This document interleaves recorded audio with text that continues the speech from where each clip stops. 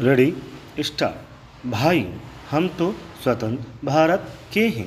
हमें स्वतंत्रता मिले लगभग 55 वर्ष हो गए।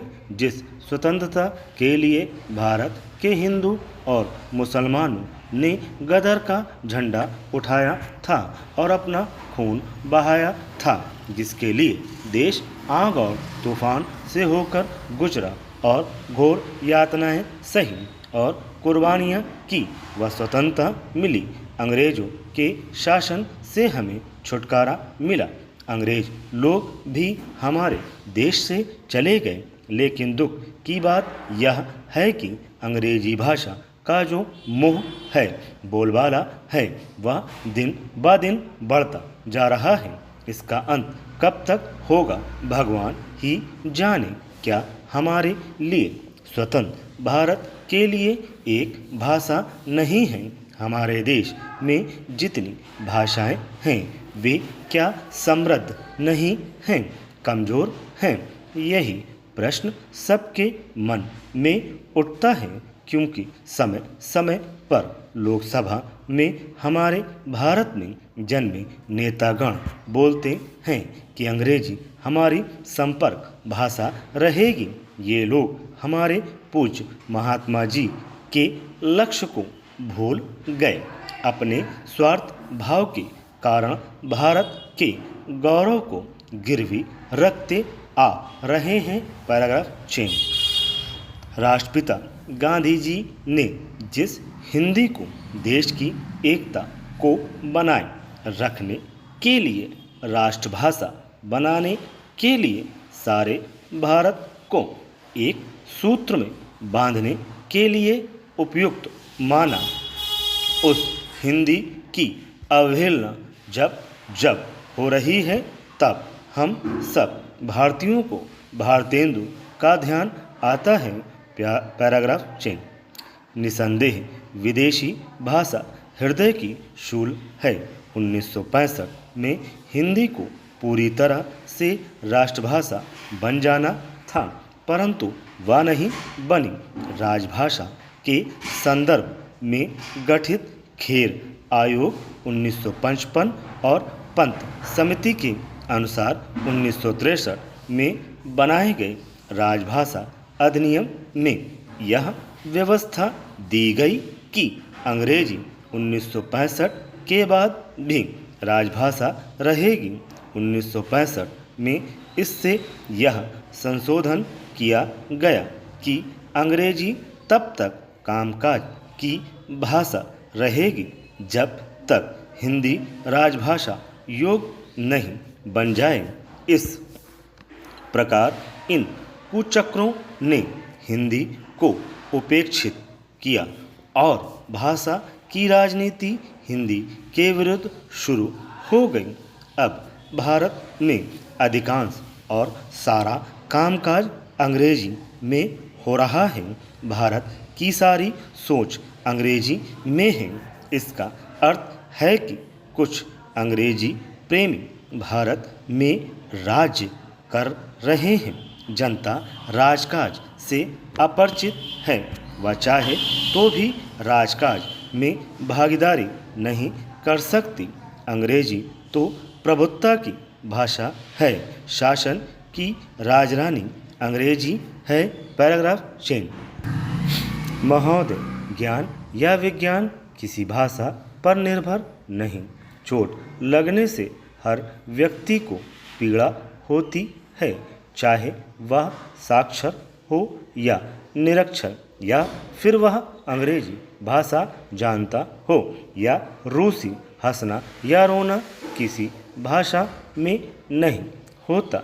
ये अनुभव की अनुभूति की वस्तुएं हैं। भाषा की आवश्यकता संवाद की संप्रेषण की आवश्यकता से उत्पन्न होती है। किसी दृश्य, घटना या व्यंजन का आनंद लेने में भाषा की भूमिका नहीं होती, पर जब इसी अनुभव को दूसरों को बताए जाने की आवश्यकता हो तो भाषा की भूमिका प्रधान हो जाती है। भाषा जिस धरती से जन्म लेती है वहाँ उसकी जड़ें बहुत गहरी होती हैं। वह देश प्रदेश की संस्कृति का अंग बन जाती है।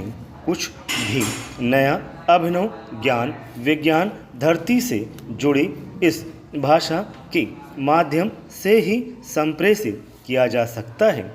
यह सर्वमान्य है और फिर यदि कोई वस्तु कोई ज्ञान और कोई विज्ञान जनसाधारण को दिया जाना है तो वह जनसाधारण की भाषा में ही होना चाहिए। महाकवि तुलसीदास ने इसी उद्देश्य से रामचरित मानस की रचना लोक भाषा में की। बुद्ध को जो ज्ञान प्राप्त हुआ उसे संस्कृत भाषा के माध्यम से नहीं तत्कालीन जनसाधारण की भाषा पाली के माध्यम से लोगों तक पहुंचाया ताकि अधिकाधिक लोगों तक इसका लाभ पहुंचे।